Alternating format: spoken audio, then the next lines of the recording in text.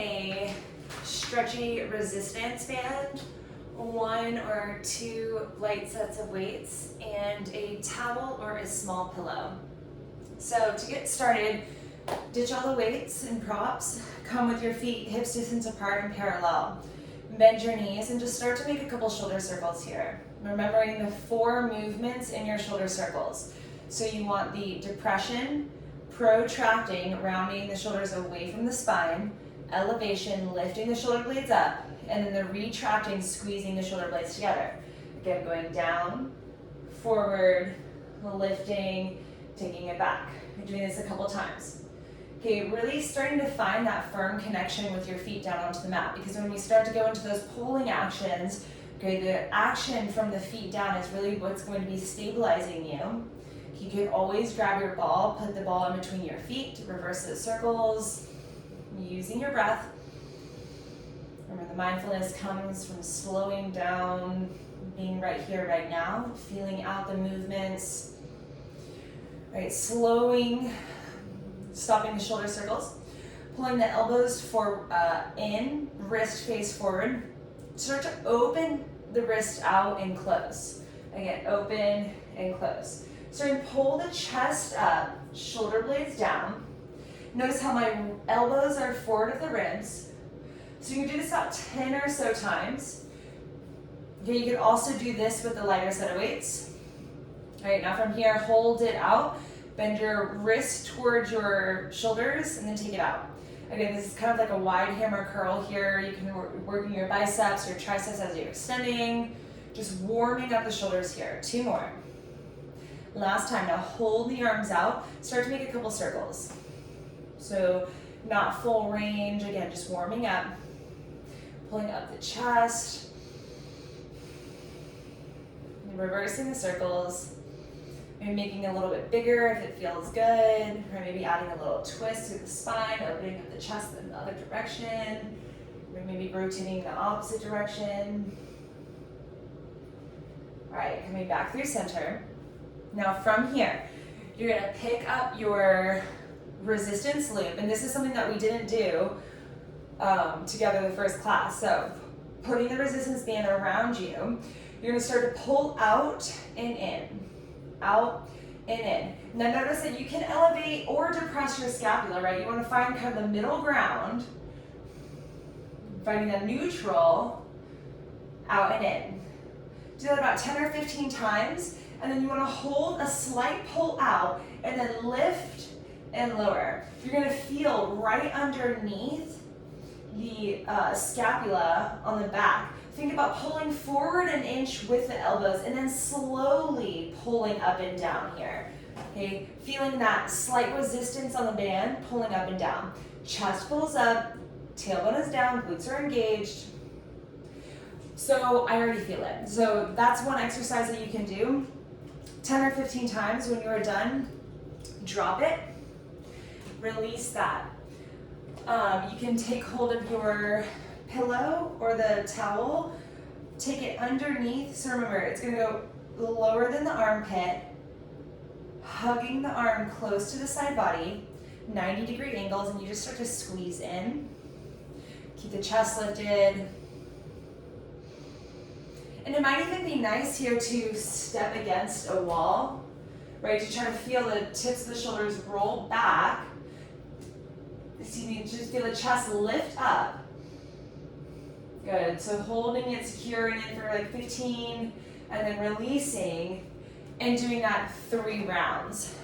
And on the other side as well, you're doing all of this both sides. So hugging it in 15 seconds and releasing. Again, shoulder up, chest up, shoulder blade pulls down, squeeze in, 15 seconds, and release, playing around with those different contractions.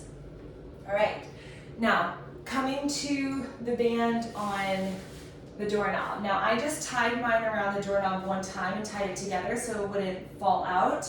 You could go to a railing, you could take it outside, whatever. Taking your hip towards the band, grabbing it so that elbow pulls back, and I'm about, 2 feet away from the door. You want to drop your arm, straight arm down, shoulder blades down, And all you're going to do is pull forward and drop. Now my feet are secure into the floor, and I feel my shoulder down my back. This is pretty challenging. My elbow is straight. I'm moving from the shoulder. Good. And then you're gonna turn around, flip the grip, step back a little further, and then drill down. Drill down. Awesome. Remember here, it's like in every action, if you're pulling forward, you want to make sure your shoulder is back, right? If you're here, dropping down, it's the same thing. You're going to try to draw the shoulder down and back so the movement is as small and precise as possible. All right, next activity.